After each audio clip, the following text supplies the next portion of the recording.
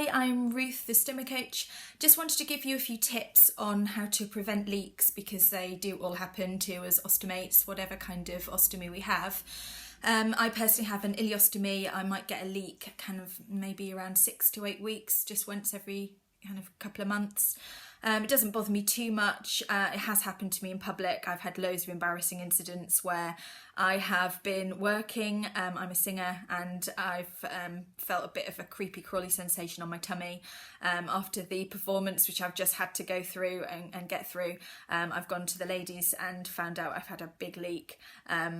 It's not very nice, but it does happen. It depends kind of what underwear I wear, what I've been eating. And last night I did have a leak about 5:30 this morning. And I just really wanted to give you some tips how to prevent them, and then if the inevitable does happen and you do get a leak, how to cope with it in the kind of way that I do, which is a very positive way, I think. So first of all, to prevent leaks, the best thing to do is to make sure that your skin around your stoma is really healthy. I use LBF wipes, I use an aloe cream that's a particular one for stomas that creates like a barrier around the skin. So I use my LBF wipe first after I've washed the area. I don't use soap. I use these non-scented wipes. You can see a video on what I use on my site. Clean the area properly and then dab it dry really carefully, and then I use an LBF wipe all around the stoma. I then pat that off and then use the aloe cream if I need to. I maybe use that every couple of weeks or months, not very often at all. I do really try and keep the skin really healthy down there. And then wait for that to dry and to kind of be absorbed for kind of 30 seconds to a minute. And then again, I pad off the extra cream that's around that so that I know that I'm going to get a good seal on the flange with the adhesive. I don't use extra hyper seals, or I don't use the little rings that go around the stoma. I used to use those. I had more leaks with those than just with the flange, so I stopped using them. And then I make sure that I heat up the flange. I actually put it in the back of my underwear or my towel, whatever I'm using at the time when I'm changing it. I just put it around on my bum. My stoma nurse told me originally to put it in my bra, but I'm not often wearing a bra when I change because I've just had a shower, so I stick it in around the back, warms it up a little bit to body temperature, and then when I put it on I make sure it really sticks, and I spend a while kind of like patting it on to make sure that it sticks really securely. Also make sure that it's cut to the right shape for you. If you need help with that, you need to speak to your stoma nurse, and most prescription companies will either cut it for you by machine or hand. I'm quite lucky, mine's 25mm, so I just get pre-ordered bags that come with a circle cut out already, so I'm quite lucky. I think that's the main thing. Obviously wear underwear that's going to be comfortable. I don't wear things that kind of cut across the waist, either high-waisted trousers or kind of things that will give me some room for bulge. So like tight dresses or tight skirts that have got room for output, and I make sure that I empty it as often as I need to, so it doesn't get too big.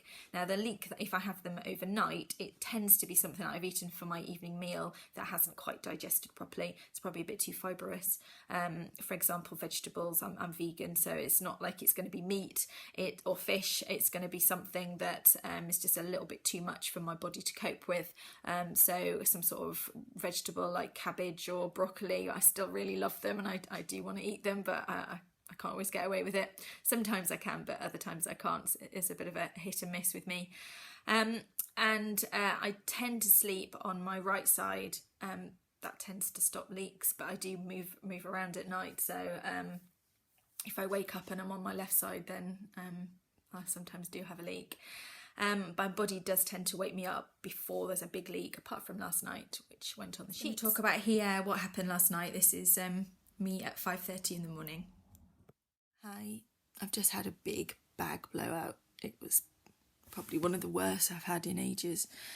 It's 5:30 in the morning. I can't get back to sleep. My partner's away, working at the moment, so I'm in a double bed with half the sheets all over the place to try and go back to sleep without having to change the bed and put everything in the laundry. While I just really want to get some more sleep. It's already light outside, birds are tweeting away, and I'm still quite tired. So the alarm goes off at 6:45, so I can still get a little bit more sleep in, a good hour if I get back to sleep now. But it's times like this that I get a bit fed up with having a bag. And I know it's what I ate last night. It was tender stem broccoli that wasn't actually as tender as they had advertised. So that was the reason. Everything just kind of came out all at once. And I woke up in a bit of a mess. It's just what happens sometimes. Luckily for me, not very often. So back to the video about how to deal with leaks. I tend to get like a creepy crawly sensation way before I get the leak. It's maybe just kind of just gone under the flange, and then I know it wakes me up like that, and I'm like out of bed with my little basket of things. And that's the other thing, make sure you've got all your stuff ready so that you're not hunting around for all your bits and pieces. They're in one place, you know where they are. If you need to have, if this happens regularly, put one of those I used to use Pampers sheets that are for babies that you can put under a sheet, and it just kind of catches the stuff so you're not getting it on your mattress or right through, like a mattress protector kind of thing. But I don't like the rubber mattress protectors because they make me too hot in bed. I don't like being too hot in bed. Have a spare duvet or sheet or whatever that's really easy just to throw on the bed, so that if it happens in the middle of the night, although it's not a very nice thing to happen, you're not kind of worrying about it too much, and I always just put it in soak and leave it for the next day, stick everything in the bath with some water on it, and then deal with it in the morning and try and get back to sleep. The other thing that I've found is that my partner is really, really great. He's amazing. He's just very supportive of me and my health. And I met him only a few years ago. I've been going out with him for 3.5 years now, and I had my stoma for 13 years. So he met me. He's never seen my stomach without my ileostomy on my bag, which is fine. He's very, very up for life with me with my bag, which is great.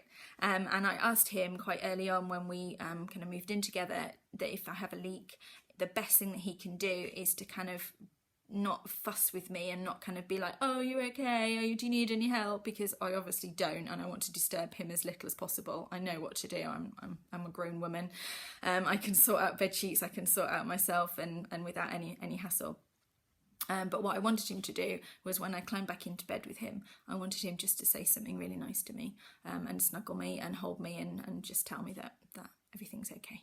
And he's really good at that. But he does work away, and so I make sure that I am kind of topped up in our relationship, that I'm feeling good about myself. But if not, then I do have little things that I can read in the middle of the night even, just to feel good about myself again. Because leaks are the thing that, if you're getting a lot of them, it kind of takes its toll, I think. And it makes you feel like, oh, why am I going through this? And oh, I wish I didn't have a bag, and all of that stuff, which, I have a permanent ileostomy. Nothing's going to change, so there's no point me kind of thinking any different. This is how my life is. This is me now.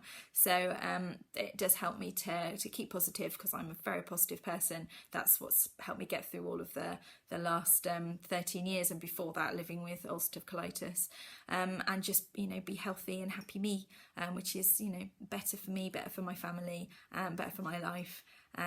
So hopefully that will help. If you have any questions, then you're very welcome to PM me from this. Twitter me, Facebook me at the Stoma Coach, and I'll see if I can help you. Bye.